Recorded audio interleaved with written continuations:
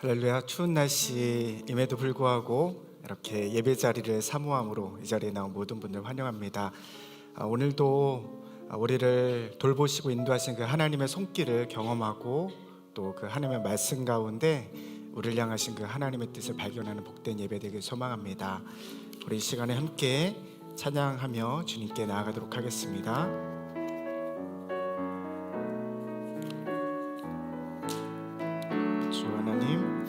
주 하나님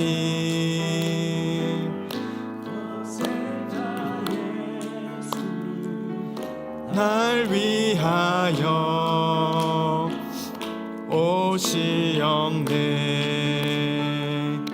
내 모든 죄 용서하시고 죽음에서 부활하신 나의 구세주, 살아계신 주, 나의 참된 소망, 걱정 근심 전혀 없네. 사랑의 주내 갈 길은 도하니 내 모든 삶의 기쁨 늘 충만하네. 주 안에서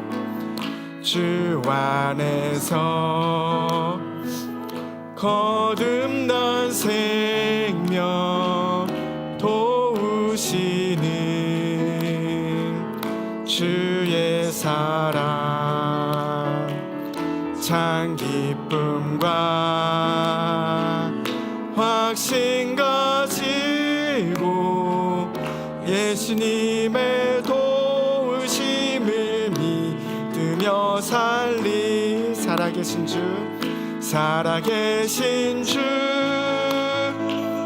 나의 참된 소망, 걱정 근심 전혀 없네. 사랑의 주내 갈 길은 도하니 내 모든 삶의 기쁨 늘 충만하니. 그 언젠가 주 뵐 때까지 주를 위해 싸우리라.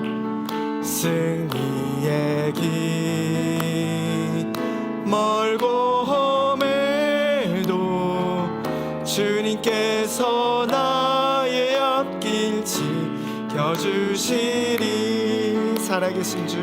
살아계신 주,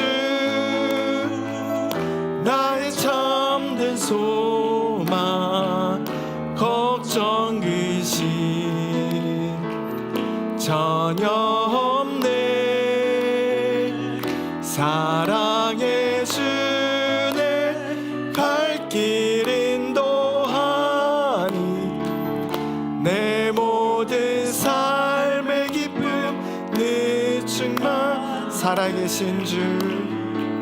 살아계신 주, 나의 참된 소망, 걱정 근심 전혀 없네.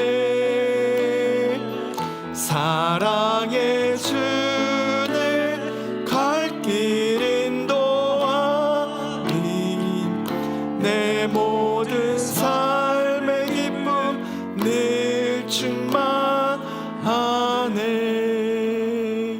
아멘. 우리 함께 기도하시겠습니다. 살아계셔서 지금도 우리 가운데 함께 하시고 역사하시는 하나님 아버지, 감사합니다. 오늘 하루도 주님의 은혜로 살게 하시고 우리의 발걸음 인도하셔서 주님의 그 은혜를 사모하는 예배 자리에 불러주시니 감사합니다. 하나님, 2024년이 지나고 2025년을 새롭게 열어주신 하나님께 감사드리며 이 시간 믿음으로 나아갑니다. 하나님, 올 한 해도 우리를 지키시고 돌보시며 또 주님의 뜻 안에 거하게 하실 주님을 바라보며 이 시간 믿음으로 나아가오니 이 시간 예배 가운데 임재하여 주시고 하나님의 말씀 가운데 주님의 음성을 듣고 또 주님의 그 사랑스러운 음성을 듣고 순종하며 나아가는 복된 시간 될 수 있도록 인도하여 주시옵소서. 이 예배를 통해서 우리의 삶을 새롭게 하시고 또 우리의 삶 가운데 하나님의 인격과 하나님의 그 모습으로 우리를 비춰가시는 하나님을 이 시간 경험하는 복된 시간 될 수 있도록 인도하여 주시옵소서. 사랑하는 우리 샬롯 제일장로교회를 위해 함께 기도합니다. 올해도 여전히 우리 교회의 머리가 되신 예수 그리스도를 바라보며 주님의 음성을 듣고 또 주님이 우리에게 명하신 사명을 쫓아 따라가는 귀한 우리 교회가 될 수 있기를 간절히 소망합니다. 주님, 우리 교회 가운데 좌정하시고 우리 교회를 다스리시며 우리 교회를 하나님의 뜻 가운데 세워주셔서 이 샬롯 땅에 세우신 하나님의 그 목적과 비전대로 우리를 사용하여 주시고 우리 한 사람 한 사람이 하나님의 교회가 되어서 하나님께서 기뻐하시는 그 복음 전파의 사명을, 영혼 구원의 일들을 온전히 감당해 나가는 그런 귀한 구원의 방주의 역할을 감당하는 교회가 될 수 있도록 2025년도 주님 함께하여 주시고 우리 교회 가운데 하나님의 크신 뜻을 이루어 주시옵소서. 사랑하는 환우들 하나님께서 함께하여 주셔서 하나님 그들의 믿음 꺾이지 않게 하여 주시고 이 어려움을 통하여서 하나님 영광 받기 원하시는 그 하나님 그 주님을 바라볼 수 있도록 믿음의 눈을 열어주시고 끝까지 주님을 찬양하고 예배하며 그 주님을 믿음으로 바라보며 순종하며 나아가는 귀한 우리 환우들이 되어서 치료하시는 하나님을 경험케 하여 주시고 함께 이 자리에 모여서 하나님을 예배하는 날에 속히 올 수 있도록 주님께서 그들과 함께하여 주시옵소서. 우리의 다음 세대들 가운데 하나님 그들 한 사람 한 사람 찾아가 주시고 그들을 만져주시옵소서. 하나님 그들의 인생 가운데 간섭하여 주셔서 그들의 인생의 주인이 하나님이심을 고백케 하여 주시고 그 인생의 주인이신 하나님의 뜻대로 그들의 삶을 올려드리는 복된 우리 다음 세대가 될 수 있도록 인도하여 주시옵소서. 나라와 민족을 위해 기도합니다. 우리 조국 대한민국을 지켜주셔서 한국교회가 다시금 일어나 하나님 정말 나라를 살리는 귀한 역할을 감당하는 민족의 소망이 되게 하여 주시고 또 우리가 거주하고 있는 미국 땅 하나님께서 또한 축복하여 주셔서 새롭게 세우신 대통령과 그 당과 위정자들 가운데 하나님의 뜻을 하나님 세워나가며 하나님을 두려워하며 또한 이 땅 가운데 하나님의 나라를 확장하는데 귀하게 쓰임받는 귀한 위정자들이 될 수 있도록 하나님께서 붙잡아 주시옵소서. 하나님 우리의 가정과 또 우리의 삶의 일터 가운데 축복하여 주셔서 2025년도 하나님의 축복 가운데 은혜 가운데 어려움이 없게 하여 주시고 하나님 우리의 가정과 일터를 통해서 하나님께 영광 올려드리는 복된 우리의 삶이 될 수 있도록 주님께서 함께하여 주시옵소서. 오늘 예배를 기대하며 나아갑니다. 하나님 말씀하여 주실 때에 우리의 마음이 열려서 주님을 바라보게 하여 주시고 하나님을 더 알아가게 하여 주시고 우리를 향하신 그 하나님의 뜻과 계획을 더 깨닫는 그런 복된 시간 될 수 있도록 인도하여 주시옵소서. 모든 것 주님께 의탁드리며 존귀하신 예수 그리스도의 이름으로 기도하옵나이다. 아멘. 오늘 함께 나누실 하나님의 말씀 요한복음 11장 25절에서 27절까지 말씀입니다. 요한복음 11장 25절에서 27절까지 말씀입니다.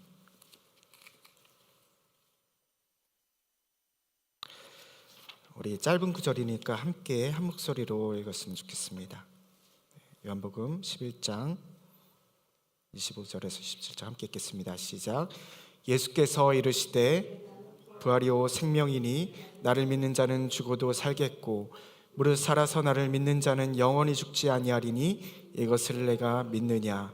이르되 주여 그러하외다. 주는 그리스도시요 세상에 오시는 하나님의 아들이신 줄 내가 믿나이다. 아멘.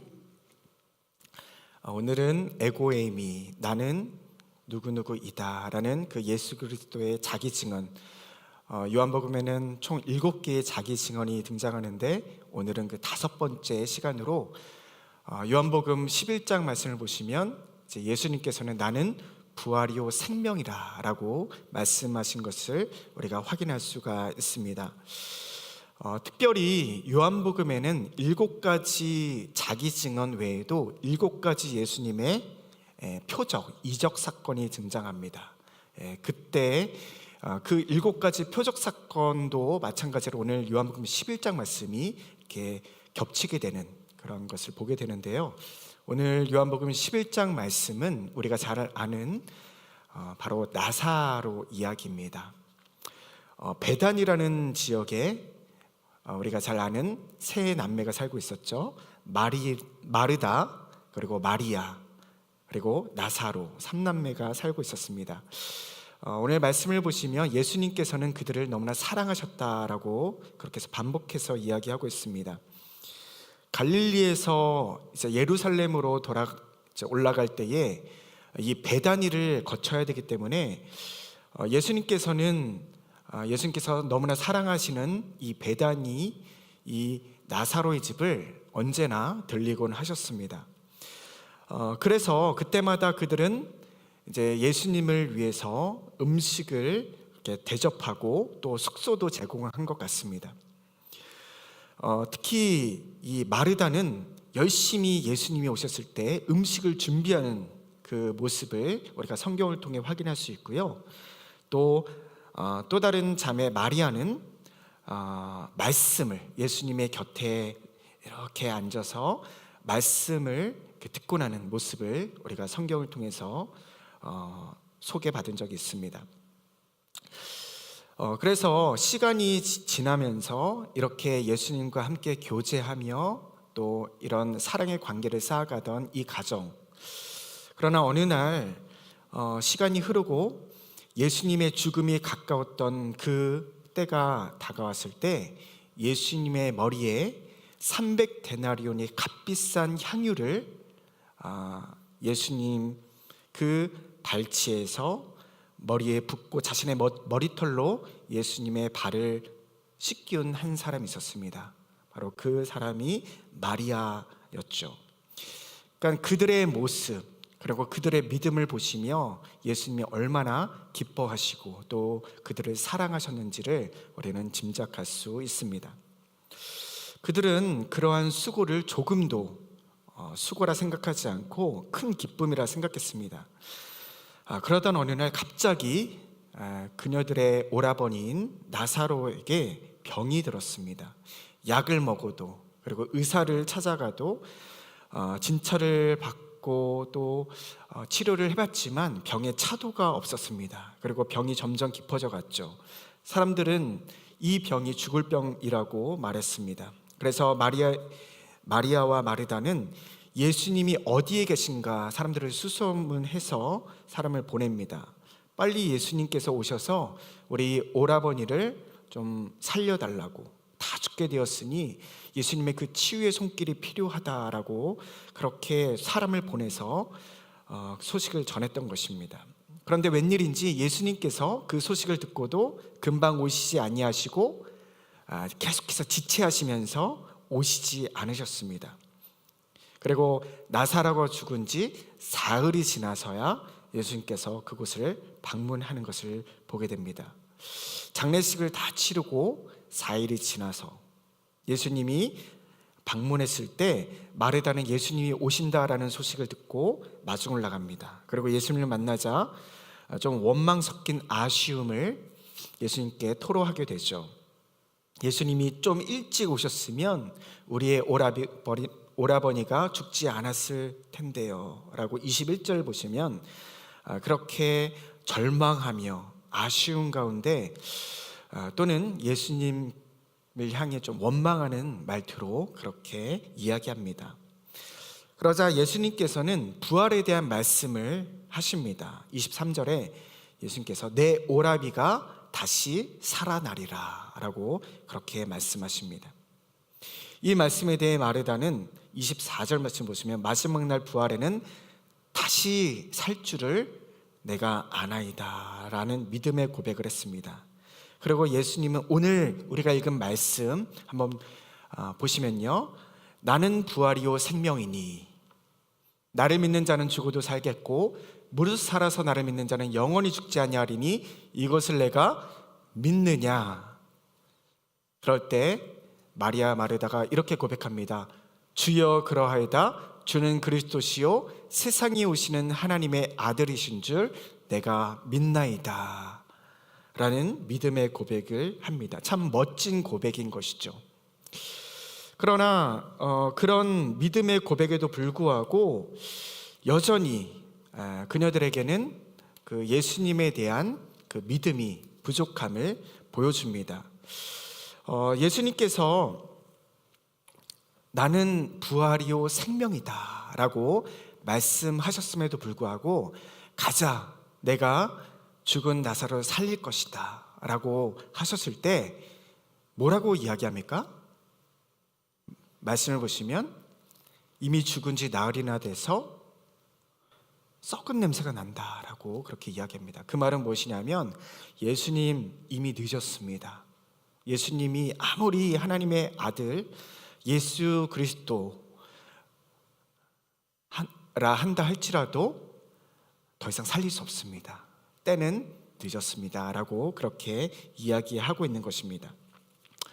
그때 예수님께서는 그녀들을 다그치죠. 내가 믿으면 하나님의 영광을 보리라 하지 않았느냐 라고 분노하면서 그녀들을 혼냅니다. 그러고 나서 하늘을 우러러보며 기도하시면서 하나님 나의 기도를 들어주신 것을 감사합니다 라고 하시면서 나사로야 나오라 라고 그렇게 외치죠. 그때 그 온몸에 칭칭 이제 이렇게 감은 채로 이 나사로가 벌떡 일어나서 나오게 됩니다. 이 모습을 바라보면서 예수님께서 부활이 어떤 것이고 또 생명이 어떤 것인가에 대해서 우리에게 분명하게 잘 말씀해주고 있는 것입니다. 그리고 마리아와 마르다의 모습을 보면서 우리의 신앙을 다시 한번 돌아보게 하시는 것을 우리가 확인할 수 있는 것입니다. 지금 마리아 마르다의 모습을 보면요, 그녀는 분명히 부활에 대한 지식을 알고 있었습니다. 분명히 마지막 때에 나의 오라비가 살아날 것이다 라는 믿음의 고백을 했습니다. 그리고 그 일을 하나님께서 분명히 행하실 것을 믿음으로 고백했던 여인들의 모습을 보게 되는 것입니다. 그러나 그녀는 이 부활신앙이라는 것을 단지 죽은 이후에 다시 마지막 때에 하나님으로부터 살아나는 그런 신앙적인 부활 교리로만 그녀가 이해했다는 것을 우리가 확인할 수가 있습니다. 그런데 문제는 이런 부활 신앙, 부활 교리를 그녀가 알았지만 여전히 예수님에 대해서 의심하고 두려워했던 것처럼 우리가 살아가는 삶 가운데도 동일한 모습이 나타난다라는 것입니다. 우리도 성경을 알고 교회 생활을 하고 신앙생활을 해나가면서 예수님을 믿고 예수님께서 우리의 부활의 구주가 되시는 생명의 주가 되신다는 것을 믿고 고백하지만 우리의 그 부활 신앙은 때로는 정말 우리가 죽어서 마지막 때에 주님께서 우리를 다시 살리실 것이다 라는 그런 부활 신앙, 부활의 교리에 머무를 때가 참 많이 있다라는 것입니다. 그렇기 때문에 여전히 우리가 삶을 살아가면서 우리가 예수님을 믿는다 하지만 죽음을 두려워하고, 그렇죠? 그리고 하늘의 영원한 생명, 그 부활의 소망을 가지고 그것이 최고의 복이라 말하면서도 그러한 복을 기뻐하며 용기 있게 이 세상을 살아가기보다 세상의 상황과 환경에 많이 우리가 좌지우지 되면서 세상의 복을 더욱 염원하는 모습, 그런 연약한 모습이 우리 가운데 있다라는 것입니다. 마르다는 부활에 대한 지식이 있었습니다. 그러나 그녀는 여전히 부활을 아는 자로서 부활을 모른 자와 다른 모습을 보여주지는 못하는 것을 보게 되는 것입니다. 여전히 마지막 때에 예수님께서 나의 오라버니를 살리실 것을 믿음으로 고백했음에도 불구하고 예수님이 그 자리에 계시지 않음으로 인해서 나사로가 죽었다라고 불평을 하는 모습을 보게 되는 것입니다. 그렇기 때문에 우리는 이 모습을 보면서 무엇을 깨달을 수 있냐면, 우리 신자 역시도 우리가 아무리 예수님의 그 생명 되심, 그리고 우리가 부활의 교리를 성경에서 안다 하더라도 우리가 안다고 하면서도 우리가 아는 것으로 살아가는 것은 아니라는 것입니다. 믿는다라고 하면서도 믿음으로 살아가는 것은 아니라는 것을 우리가 보게 되는 것입니다. 즉, 믿음과 우리의 아는 것과 또 우리의 삶, 그리고 행함은 때로는 각각 구별되어지는 우리의 모습일 때가 많다라는 것을 우리가 마리아와 마르다의 모습을 보면서 볼 수 있는 것입니다. 사실 예수님께서 내 오라비가 다시 살리라 라고 말씀하신 것은 그저 막연하게 마지막 그 때가 되면 살아날 것이라는 것을 의미하는 것이 아니었습니다. 예수님의 표적은 그저 그 기적을 통해서 우리가 예수님이 행하신 그 일이 어떤 것인가, 그리고 그 부활의 신앙이 어떤 것인가에 대해서 단지 알려주는 것이 아닙니다. 그 표적을 통해서 예수님이 어떤 분이신가를 우리에게 알려주는 것이 주된 목적인 것이죠. 그러니까 나사로를 살리신 표적을 통해서 예수님께서 말씀하시고자 하는 것은 무엇이냐면, 기독교가 말하는 부활이 무엇인가를 가르쳐 주시는 것을 넘어서, 그리고 너희가 하나님을 믿는 자로서 부활의 소망을 가진 자라는 것을 아는 것으로 그치는 것이 아니라 그것을 더 넘어서 우리가 예수님과의 관계 안에서 만이 우리 안에 생명이 있다, 부활이 있다라는 것을 우리에게 가르쳐 주시기 위한 것입니다. 즉, 예수님은 마리아와 마르다에게 부활과 생명이 무엇인가를 알려주실 때에 예수님이 곧 부활이요 생명임을 선포하셨습니다. 그러니까 예수님 자신에 대해서 알기를 원하셨다라는 것입니다. 예수님 그분이 부활 자체이시고 생명 그 자체이시다라는 것을 말씀해주고 있습니다. 따라서 부활과 생명에서 중요한 것은 부활과 생명에 대한 지식, 교리, 그것이 아니라 예수 그리스도가 누구인가를 아는 것, 그것이 가장 중요한 것이죠. 그래서 우리 그리스도인 역시 우리의 부활 소망, 우리의 부활 신앙은 어떤 것이 되어야 되겠습니까?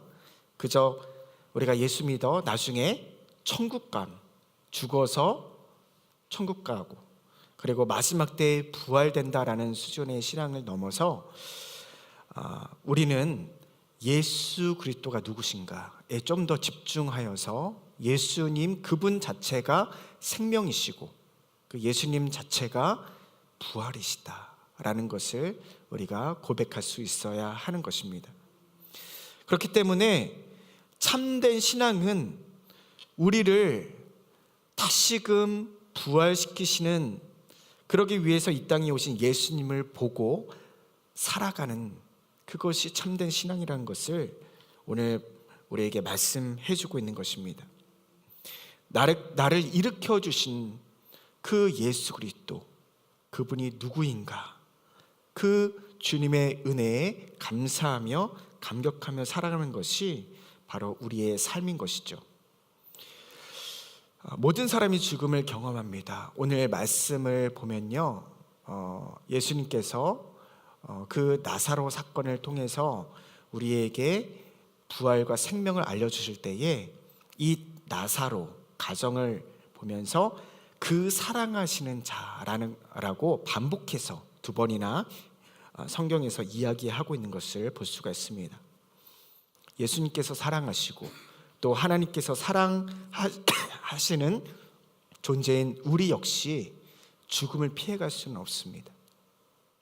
육신의 죽음을 우리는 모두 겪게 될 수밖에 없는 것이죠.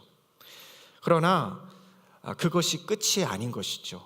예수 그리스도와 함께 동행하고 그 예수 그리스도 안에 거하는 우리 안에 영원한 생명과 소망이 있음을 우리는 기억하며 예수 그리스도와 늘 동행하는 삶을 살아가야 하는 것입니다. 오늘 예수님께서는 나사로의 그 죽음이 그저 그 질병으로 슬퍼하는, 그 죽음으로 인해서 절망하는 그런 상황인 것이 아니라 하나님의 영광을 드러내는 죽음이라고 선포하고 계십니다. 이를 통해서 정말 하나님의 영광을 올려드리는 죽음이다. 사실 이 나사로의 죽음 이야기는 요한복음에서 예수님의 마지막 표적이라고 할 수 있습니다.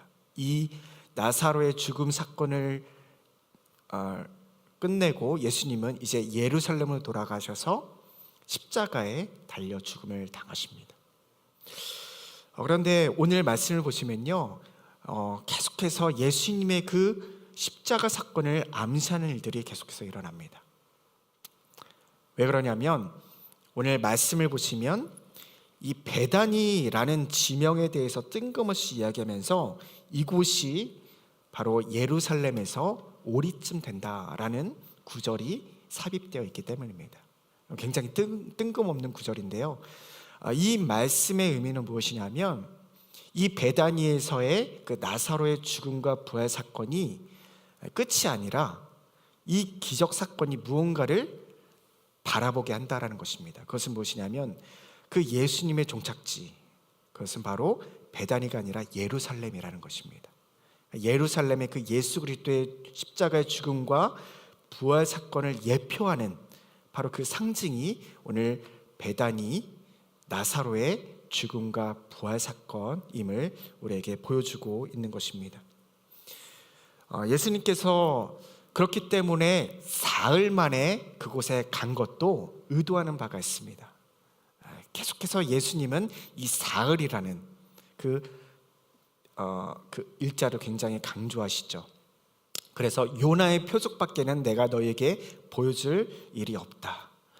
요나가 3일 동안 물고기의 뱃속에 그 암흑의 죽음과 같은 시간을 통과해서 결국 다시금 내뱉어졌지 않았습니까?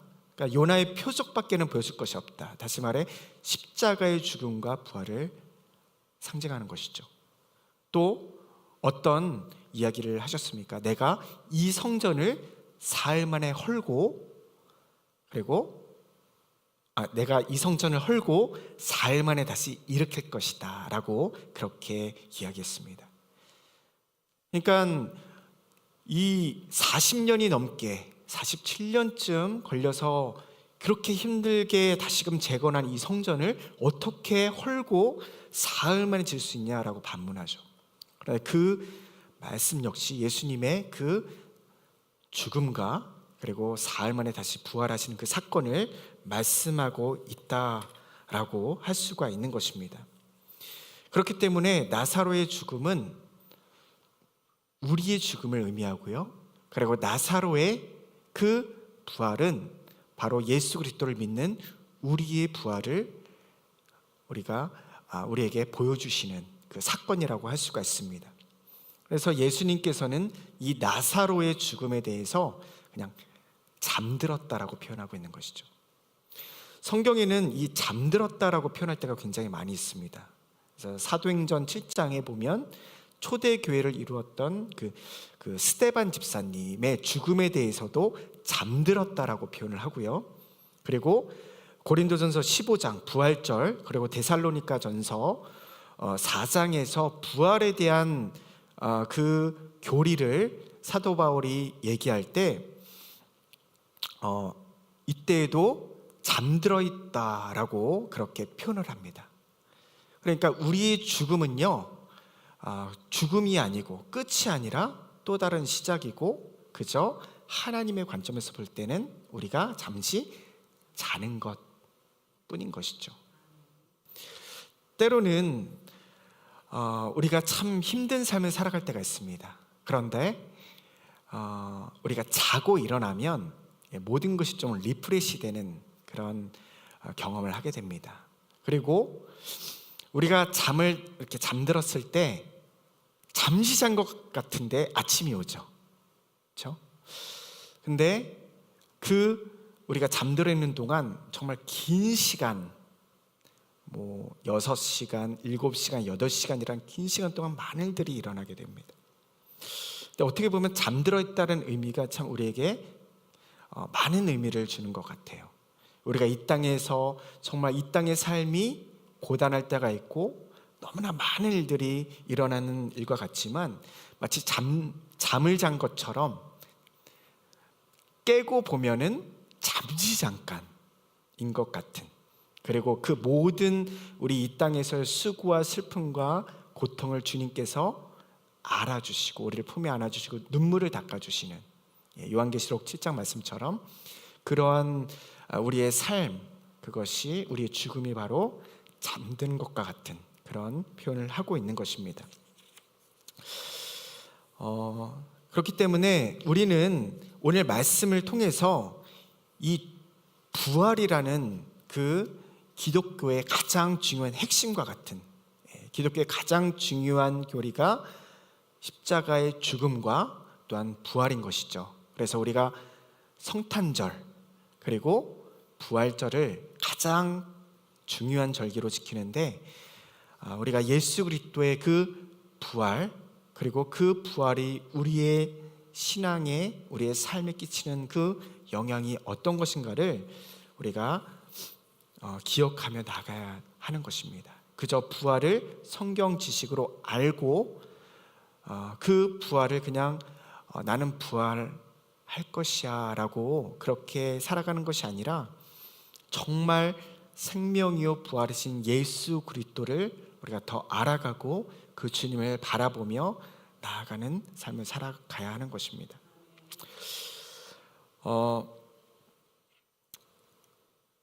책 중에 예수는 역사다라는 책이 있습니다. 책을 보면요, 이 책을 지은 저자는 굉장히 능력 있는 인물이었습니다. 예일대 법대 출신이고요, 시카고 트리뷴지의 최은서 신입 기자로 입사한 이후에 능력을 인정받아서 승승장구하던 아주 유능한 노련한 기자, 바로 리 스트로벨이라는 한 인물입니다. 이 사람은 사실 무신론자였습니다. 그리고 굉장히 완고한 회의론자였습니다. 신은 없다, 결코 존재할 수 없다. 그리고 기독교, 이런 신을 믿는 사람들은 굉장히 꽉 막힌 사람들이고 허구를 믿는 굉장히 안타까운 또 무식한 그런 사람들이다, 시간 낭비를 하는 사람들이다 라고 외쳤던 사람이었습니다. 제가 이 책을 소개하는 이유는, 사실 지금까지 제가 나눈 이 내용은 우리가 기독교인으로서 너무나 상식적이고 또 본질적인 성경의 가르침을 나눴습니다. 그런데 좀 더 저는 무신론자의 좀 세상의 관점에서 부활에 대해서 한번 좀 더 생각해 보고자 이 책을 소개하는 것입니다. 사실 우리는 이 부활신앙이 우리 기독교인에게는 너무나 중요하고, 또 우리가 지금 나누었던 그 말씀을 통해서 우리는 은혜를 받습니다. 그리고 내가 부활신앙을 가지고 생명 되신 주님을 바라보며 나아가야지라고 그렇게 생각을 합니다. 그런데 세상의 관점은 어떨까요? 세상의 관점, 성경을 보고 우리 기독교의 교리, 우리 신앙, 그 성경의 진리를 그들이 들었을 때 어떤 반응이겠습니까? 예수님이 오셔서 기적을 일으켰어요? 예수님이 보리떡 5개, 물고기 2마리로 5,000명을 배불리 먹였다고? 예수님이 무리를 걸었다고? 안전뱅이가 갑자기 일어섰다고? 장님이 눈을 떴다고? 말도 안 돼 라는 반응이 무신론자에게 가장 먼저 나오는 반응입니다. 그런데 그들이 더 기가 막힌, 더 정말 말도 안 되는 그런 내용이 있는데, 그것은 무엇이냐면 죽은 자가 다시 살아나는 부활 기사가 바로 성경에 나온 것이죠. 무신론자들이 볼 때 이런 기적도 사실은 기가 막힌데, 죽은 자가 살아났다라는 기적은 그들이 들을 땐 너무나 허무맹랑하고 너무나 소설책을 읽는 것 같은 그런 느낌으로 다가오는 것입니다. 이 예수는 역사다의 저자인 리 스트로벨도 그와 마찬가지인 사람이었습니다. 그는 이처럼 예일대 법대, 정말 지금 예일대 로스쿨이 전 세계 1위죠. 정말 유능한 그런 학벌을 가지고 또 기자로서 승승장구해 가던 그였지만 인생의 가장 큰 위기가 닥치게 됩니다. 그것은 바로 본인이 납득할 수 없는 그 기독교라는 종교에 자신의 아내와 아이를 잃어버릴 위기에 처하게 된 것입니다. 너무나 이렇게 그 직장 생활 가운데 승진을 하고 그 인생이 점점 이렇게 풍성해지고 성공 가도를 달리고 있는 그런 상황 속에서 가족과 함께 저녁 식사, 외식을 하게 됩니다. 즐거운 마음으로요. 그런데 그곳에 안타까운 일이 일어나게 됩니다. 바로 자신의 자녀가 사탕을 먹다가 목에 걸리게 된 것이에요. 그런데 그 위급한 상황에서 구급차를 막 부르고 막 소리를 지르고 그런 응급 상황에서 갑자기 한 여성이 다가와서 응급처치를 해가지고 그 자신의 사랑하는 자녀의 목에 있는 사탕을 이렇게 꺼내게 되는, 그래서 그 자녀를 살리게 되는, 그러니까 자신의 딸을 이렇게 살려준 그 은인은 얼마나 고마워요. 그런데 그 여인이 어떤 고백을 하냐면, 내가 사실은 이 식당에 오길 원하지 않았어요. 사실은 남편과 다른 식당으로 가려고 했는데 자꾸만 하나님께서 이곳으로 인도해 주시는 그런 느낌을 받아서 이곳에 왔는데 정말 이런 일을 만나게 하셨네요. 이 모든 것이 하나님의 은혜입니다 라고 고백을 한 거예요. 그때 이 리 스트로벨 이분은 그냥 콧방귀를 꼈지만 그의 아내는 그 말을 듣고 하나님 정말 계신가 보다, 그런 믿음이 생기게 된 것이죠. 그래서 결국에는 교회를 다니고 또 세례를 받게 되고 자신과 자신의 딸이 교회를 출석하게 된 것입니다. 그러면서 이제 교회 신앙생활을 하게 됐는데 남편이 좋아할까요, 싫어할까요? 엄청 싫어하죠. 그러니까 가정 간의 갈등, 불화가 생기기 시작합니다. 계속해서 부딪히고 싸우기 시작합니다. 그럼에도 불구하고 이 아내는 교회에서 기도 부탁을 해요. 남편이 정말 회심해서 회개하고 돌아가게 해주세요. 기도 부탁을 하고, 이런 상황 속에서 이 리 스트로벨이 어떤 결심을 하게 됐냐면, 내가 기자 아닌가, 기자의 가장 큰 사명은 진실을 밝혀내는 것인데 내가 예수의 허구성을 밝혀내겠다, 이 기독교의 허구를 밝혀내겠다라고 결심을 하게 됩니다. 그래서 그가 점차 예수에 대해서 연구를 해가기 시작합니다. 다음 사진을 보시면요, 이게 이제 영화로도 나왔거든요. 예수는 역사다. 근데 그 영화의 장면 그리고 포스터를 보면요, 지금 빼곡히 이렇게 붙여져 있는 포스트잇 보이시죠? 그것이 무엇이냐면 바로 예수는 허구다라는 것을 밝혀내기 위해서 지금 엄청 연구하고 있는 모습을 보여주고 있는 것입니다. 그래서 예수는 역사다라는 책을 보면요, 다음 이제 슬라이드를 보시면 굉장히 기자로서 예리한 질문들을 이렇게 준비해서 기독교의 권위 있는, 기독교의 가장 권위 있는 학자들을 찾아갑니다. 13명의 학자를 찾아가서 인터뷰를 해요. 그리고 권위 있는 신학자 그리고 목사님뿐만 아니라 무신론자, 그러니까 고고학을 전공하는, 그러니까 그러니까 여러 가지 이제 다방면의 전문가들을 섭외하지 않겠습니까? 그래서 무신론자에게도 인터뷰를 하고요. 뿐만 아니라 이제 어떤 의료적인 그런 증거를 찾기 위해서 예수님이 십자가에서 분명히 기절했을 거다. 이건 부활이 아니라 거기서 잠시 기절했을 뿐이다 라는 것을 밝혀내기 위해서 전문의도 만납니다.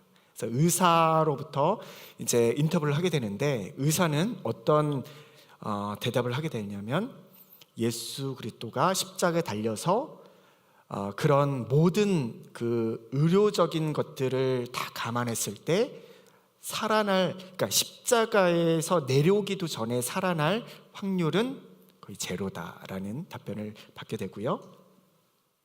그리고 고고학자들, 성경을 반박할 만한 고고학적인 자료들이 없는 것까지 다 찾아봅니다. 그러니까 저는 이 모습을 보면서, 그리고 이 질문을 찾아가는 그런 저자를 보면서 사실 기자라기보다도 어떤 느낌이 드냐면, 검사가 한 사람을 범죄자로 이렇게 소환을 해서 막 10시간, 20시간 막 강도 높은 조사를 하지 않습니까? 그런 느낌을 많이 받았어요. 그래서 추정 60분 뭐 그런 그 어떤 부조리한 그런 어떤 한 대상을 놓고 그것을 밝혀내는, 집요하게 밝혀내는 그런 모습을 좀 느꼈습니다. 이런 모든 질문들을 다 이렇게 답을 전문가들을 각기 다른 전문가들을 찾아가지고 이렇게 조사를 했는데요. 뭐 몇 가지만 제가 설명을 해드릴게요. 첫 번째로, 예수는 정말 죽었다 살아났는가? 증거가 있는가? 그런데 우리가 어떤 법적인 효력, 그리고 법정에서도 가장 중요한 것이, 그 증거가 될 수 있는 것이 바로 증인입니다. 증인. 그런데 예수 부활 사건에서 가장 중요한 건 목격자들의 증언이라고 할 수 있는 것이죠. 그래서 이 목격자들이 누구였는지를 가장 먼저 기록한 사람이 사도 바울입니다. 사복음서 전에 기록되었어요. 그래서 고린도 교회에 보낸 편지에서 이렇게 말합니다. 게바, 즉 베드로에게 보이셨고, 12 제자에게와 500여 형제에게 일시에 보이셨고, 그리고 예수 그리스도의 동생 야고보에게, 만삭되지 못하여 난 자 같은 나 바울에게도 보이셨다 라고 그렇게 기록하고 있습니다. 그러니까 예수님께서, 이 저자는 과학적으로 또 접근을 해요. 그러니까 예수님께서 십자가에 달리실 때가 AD 30년경이었는데 그러면 최초의 복음서라고 인정될 만한 그 사복음서 중에 가장 먼저 쓰여진 것이 바로 마가복음. 그리고 마가복음을 참고해서 누가복음을 지었다라고 하고, 그리고 누가복음의 저자와 사도행전의 저자가 같습니다. 그러니까 그 모든 기록들을 이제 추적을 해가지고 연대를 봤을 때는 지금 말한 그 증인들이 바로 예수 그리스도의 그 죽음 이후에 3년에서 5년 전으로 다 살아있는 사람들이에요. 그리고 사복음서를 기록했을 때에도 이 증인들이 다 살아있습니다. 예수님의 제자들, 그리고 500여의 형제들, 이 모든 인물들이 살아있고요. 그리고 사복음서를 보면요, 막달라 마리아, 예수의 어머니 마리아, 살로메, 요한나, 엠마오 도상의 두 제자, 이들이 부활한 예수를 목격하고 심지어는 함께 대화를 나누고, 그리고 도마 같은 경우는 예수님의 그 창자국과 못자국 손을 만져보는 일들이 있었습니다. 그들이 지금 이 사복음서와 서신서를 쓰고 있는 이 시기에 이 증인들이 멀쩡히 살아있는데 어떻게 거짓말을 할 수 있느냐라는 것을 밝혀낸 것입니다.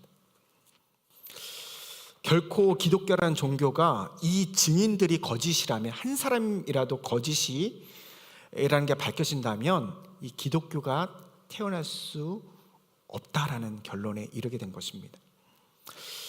그리고 부활을 뒷받침하는 정황적인 증거를 또 제시합니다. 그것은 무엇이냐면 제자들의 목숨을 두려워하지 않는 믿음을 얘기합니다. 예수님께서 살아 생전에 그들은 예수님을 부인했던, 두려움 속에 빠져 있었던 자들이었습니다. 그리고 예수님 부활 이후에도, 죽으신 이후에 누가 문만 두드려도 깜짝 놀라면서 두려워했던 제자들이 어느 날부터인가 예루살렘 성전에 당당하게 나타나서 그 당시에 최고의 학식과 권위와 금수저, 가문을 자랑하는 제사장과 서기관들 앞에서 이런 어부 출신, 세리 출신, 이런 예수님의 제자들이 성경을 얘기하면서 하나님의 아들 십자가의 예수 그리스도의 죽음과 부활을 선포하기 시작합니다. 그리고 나중에는 모두 다 십자가에 매달리거나 끔찍한 순교를 당하게 되는 그 모습을 보게 됩니다. 그들의 모습의 정황을 볼 때는 예수 그리스도의 부활은 확실하다라는 것입니다. 그리고 예수 그리스도의 제자들이 갑자기 변화된 이 모습을 보면서 그들이 그렇게 행했을 때 뭔가 그들이 얻을 만한 무언가가 있었을까라고 또 조사를 했어요. 얻을 만한 게 없어요. 이들이 그들 앞에 나아가서 예수 그리스도의 부활을 증거했을 때 그들에게 얻는 무언가가 아무것도 없어요. 그냥 핍박과 죽음뿐입니다. 그러니까 예수 그리스도의 부활만이 그 제자들과 모습들의 변화된 그 믿음의 삶을 통해서 그 예수 그리스도의 부활이 증명될 수 있다라는 것입니다. 또 한 가지는 회의론자들의 회심이에요. 예수님이 살아 계셨을 때 예수님을 적대시했던 많은 대적들, 그 중에 사도 바울이 있었고요.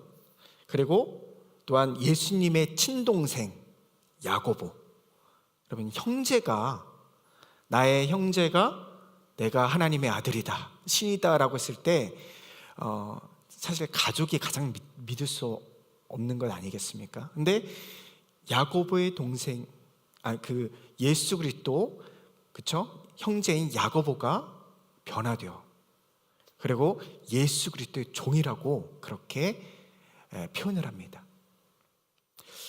그 회의론자들의 회심은 분명히 예수 그리스도의 부활을 증명한다라는 것입니다.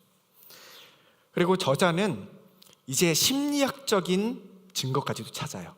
그래서 심리학자를 찾아가서 예수가 자신이 하나님의 아들이고 신이라고 주장하는데 예수가 혹시 미친 거 아닙니까? 라고 얘기해요. 근데 그 심리학자의 그 권위자가 예수 그리스도의 행적과 그의 말과 그 모든 것을 종합해 봤을 때 그는 결코 미치지 않았다 라고 그렇게 결론을 내리게 됩니다. 그리고 또 한 가지 중요한 예수 그리스도의 그 부활에 대한 증거는 당시 사회의 구조적인 변화입니다. 당시 살았던 유대인들의 삶의 문화와 구조가 완전히 뒤바뀌어 버립니다. 매년 드리던 그 동물의 희생제사가 없어졌고요. 그리고 모세 율법만을 믿고 따랐으나 그보다 더 우선해야 될 예수 그리스도의 복음이 생겼고, 그리고 그들은 아무것도 하지 않았던 그 안식일에 예배를 드리기 시작했습니다. 그러니까 이런 많은 것들이 예수 그리스도의 그 부활을 분명히 보여주는 증거가 된다. 그리고 굉장히 철저한 사람입니다. 이 저자가 마지막에 그러면 그 외에도 이 부활을 이 모든 성경과 고고학과 심리학과 의료와 이런 모든 것들을 다 차지하고서도 부활을 증명할 만한 어떤 것이 있겠습니까?를 또 물어봐요, 신학자한테. 그때 교회가 등장하는 것, 그리고 성찬과 세례를 통해서 이 교회가 출현해서 이 교회가 놀랍게 부흥하는 모습, 바로 그것이 예수 그리스도의 부활을 입증하는 가장 강력한 증거다라는 것을 알게 됩니다. 즉 우리 샬롯 제일장로교회, 그리고 이곳에 앉아있는 우리 한 사람 한 사람이 예수 그리스도의 부활을 강력하게 뒷받침하는 증거요, 우리가 증인이라는 것을 깨닫게 된 것입니다. 여러분, 당시에 전 세계를 지배했던 로마 제국이 바로 정말 연약했던 그리스도인들, 이 기독교인으로 인해서 점령당했습니다. 로마가 복음화가 되어지고 예수 그리스도를 믿는 많은 사람들이 세워지고 교회들이 계속해서 세워지고, 그리고 성경이 보존되어서 바로 우리에게까지 오게 되었습니다. 그것만큼 강력한 예수 그리스도의 부활을 뒷받침할 만한 그런 증거가 없다라는 것을 깨닫게 된 것입니다. 그래서 이 저자는 마지막에 이렇게 고백합니다. 다음 슬라이드 보시면요, 모든 것을 고려해서 사실은 예수 그리스도의 허구성과 기독교의 그 거짓됨을 밝혀내기 위해서 시작했던 이 무신론자가 결국 결론, 물론 그 책은요 사실 기독교인이 된 이후에 쓴 책입니다. 그런데 이렇게 결론을 내고 있어요. 역사적 예수가 나의 예수가 되다 라는 결론을 내리게 됩니다. 예수는 역사적으로 분명히 실존하는 분이셨고, 그분의 십자가의 죽음과 부활은 너무나 분명한 일이 됐다. 그래서 그가 이런 말을 해요. 결론을 이렇게 냅니다.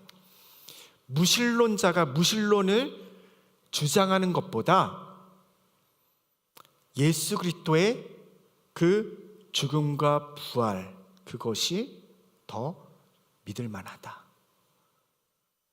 그렇게 고백을 하고 결론을 내리게 되는 것입니다. 그래서 역사적 예수를 믿게 되고 그 역사적 예수가 나의 예수가 되었다라고 고백하면서 글을 마치게 되는 것입니다. 여러분, 이처럼 이 책을 나눈 이유는 무엇이냐면, 우리도 부활신앙을 갖지만 때로는 우리가 그저 성경이 말하니까, 그리고 우리의 교회 전통에 따라서 우리가 부활신앙을 우리가 받아들이고 그렇게 교회 생활을 할 때가 있습니다. 그러나 그것이 맹목적인 믿음으로 나아가서는 안 된다는 것입니다. 우리가 예수 그리스도의 십자가의 죽음과 부활을 알고 그 주님을 믿고 또 그 주님을 예배하며 감사하며 나아가지만, 우리가 이 무신론자가 정말 예수 그리스도가 누구신가에 대해서 탐구하고 역사적, 고고학적, 신학적, 의료적, 심리학적 다방면으로 인해서 예수 그리스도가 누구신가에 대해서 살펴보고 결론을 냈던 것처럼, 우리도 예수 그리스도가 어떤 분이신가에 대해서 정말 진지한 마음으로 그분을 알아가고자 하는 우리 신앙의 여정이 필요하다라는 것입니다. 때로는 마리아 마르다처럼 우리가 예수 그리스도 앞에 믿음의 고백을 올려드릴 때가 있습니다. 하지만 여전히 그 모습 가운데 죽음이 나에게 찾아왔을 때, 어려움이 나에게 찾아왔을 때 그런 부활의 신앙을 잃어버리고 예수님 앞에 믿음 없는 모습을 보여주는 그런 우리의 모습을 보게 됩니다. 그럴 때마다 우리는 예수 그리스도 그분 자체가 생명이시고 부활이심을 다시 한번 고백하며 그 예수 그리스도를 향해 나아가야 합니다. 베다니라는 그 지역의 뜻은 괴로움의 집입니다. 그런데 나사로라는 이름의 뜻은 하나님의 도움이라는 뜻이에요. 그러니까 괴로움의 집이 하나님의 도움으로 인해서 그 안에 생명이 가득한 장소가 되었습니다. 그 주님께서 우리에게도 다가와 물으십니다. 나는 부활이요 생명이니 나를 믿는 자는 죽어도 살겠고 무릇 살아서 나를 믿는 자는 영원히 죽지 아니하리니 이것을 내가 믿느냐. 그럴 때 우리도 우리 예수 그리스도, 나의 참 생명이시고 부활이신 그 주님을 우리가 바라보고 그리고 사모하며 믿음의 이 길을 끝까지 달려나갈 수 있는 우리가 될 수 있기를 소망합니다.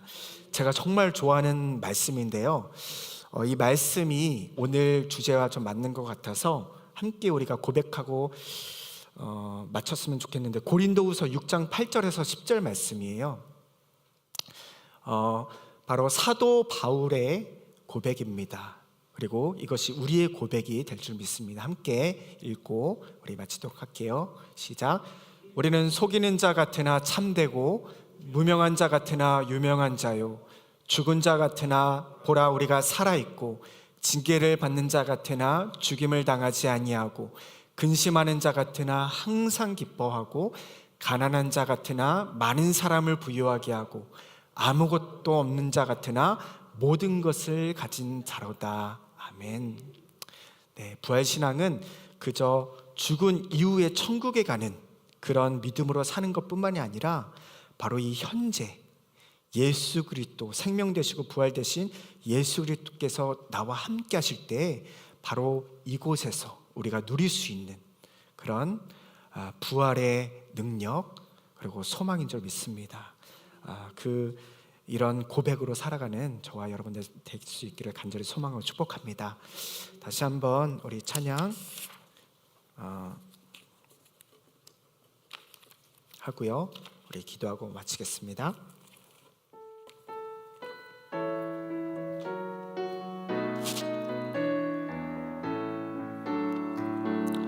주 하나님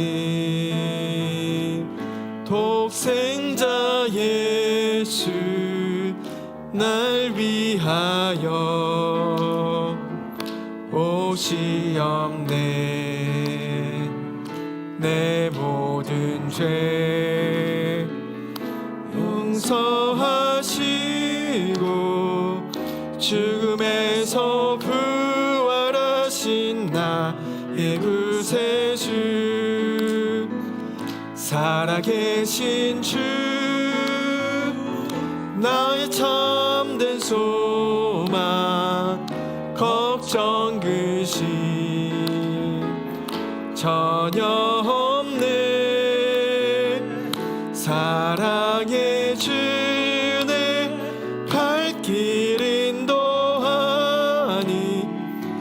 내 모든 삶의 기쁨 늘 충만하네. 주 안에서 거듭난 생명 도우시는 주의 사랑, 참 기쁨과 확신 가지고 예수님의 도우심을 믿으며 살림. 살아계신 주 나의 참된 소망, 걱정 근심 전혀 없네. 사랑의 주네 갈 길 인도하니, 내 모든 삶의 기쁨 늘 충만하네. 그 언젠가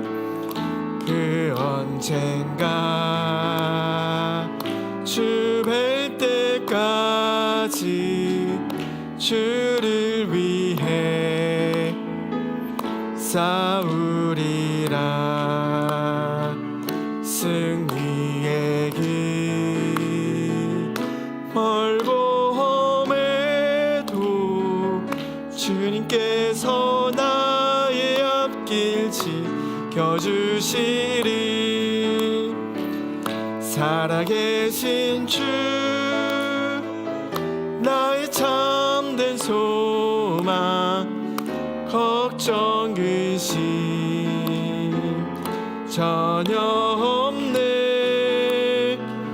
사랑의 주네 갈 길 인도하니, 모든 삶의 기쁨 늘 충만하네. 아멘.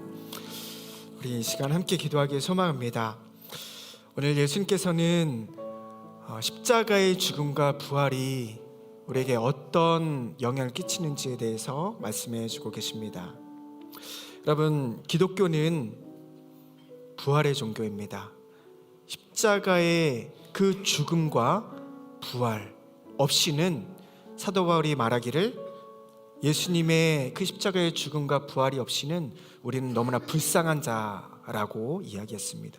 우리가 전하는 복음도 예수 그리스도도 다 헛것이다 라고 이야기했습니다. 그러나 우리 안에 믿음이 있습니다. 예수 그리스도께서는 우리 죄를 사하시기 위해 죽으셨고 우리를 구원하시기 위해서 다시 부활하셨습니다.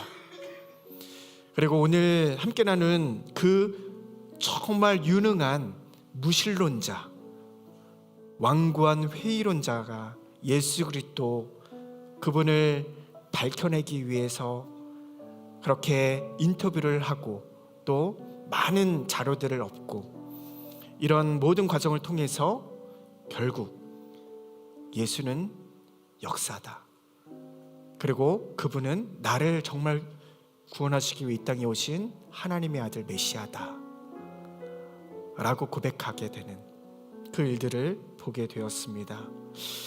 우리의 삶도 그랬으면 좋겠습니다.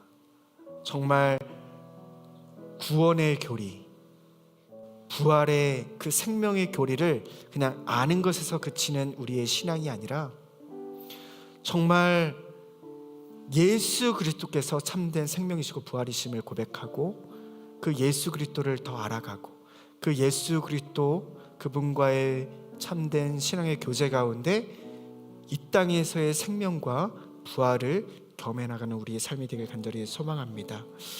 그래서 정말 어떠한 상황 속에서도 부활의 증인들이 그러했듯이 두려워하지 않고 예수 그리스도를 증거하고 또 기쁨과 감사함으로 하나님을 찬양하고 예배하며 주님의 교회를 든든히 세워나가는 그 부활의 증인들처럼 우리 또한 또 우리의 삶에, 그리고 가정에서, 교회에서, 우리의 삶의 터전에서 정말 부활의 그 예수 그리스도를 증거하는 우리의 삶이 되길 간절히 소망합니다.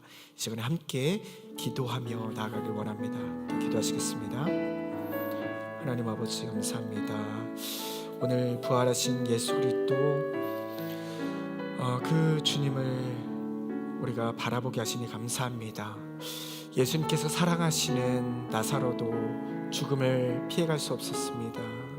그러나 이 슬픔을 통해서, 이 고통의 시간을 통해서 하나님, 그가 죽은 것이 아니라 잔다라고 말씀하신 주님, 이 일을 통해서 하나님의 영광을 나타내길 원하신다라고 말씀하신 주님, 우리의 삶에 우리가 죽음을 피해갈 수 없고 우리 삶에 때로는 절망과 고통의 그런 순간이 찾아올 때 여전히 우리에게 생명으로 다가오시는 예수 그리스도, 우리 부활의 소망이신 그 주님을 우리가 바라보며 나아갈 수 있는 우리의 삶이 되게 하여 주시고, 그저 우리가 예수 믿는 것이 죽어서 천국 가는 것으로 끝나는 것이 아니라 하나님 이 땅에서 생명 되시고 부활이신 예수 그리스도와 동행하는 삶, 예수 그리스도를 알아가는 삶이 바로 생명을 누리고 이 땅의 부활을 경험하는 삶임을 우리가 하나님 깨닫고 그 주님과 영원히 동행하며 살아갈 수 있도록, 그 주님을 날마다 더욱 알아가는 삶을 살아갈 수 있도록 주님 우리 가운데 역사하시고 함께하여 주시옵소서. 감사합니다. 시간 주님이 가르쳐준 기도로 모든 예배 마치도록 하겠습니다. 하늘에 계신 우리 아버지여, 이름이 거룩히 여김을 받으시오며 나라의 임하옵시며 뜻이 하늘에서 이루어진 것 같이 땅에서도 이루어지이다. 오늘날 우리에게 일용할 양식을 주옵시고 우리가 우리에게 죄진 자를 사하여 준 것 같이 우리 죄를 사하여 주옵시고 우리를 시험에 들게 하지 마옵시고 다만 악에서 구하옵소서. 대개 나라와 권세와 영광이 아버지께 영원히 있사옵나이다. 아멘.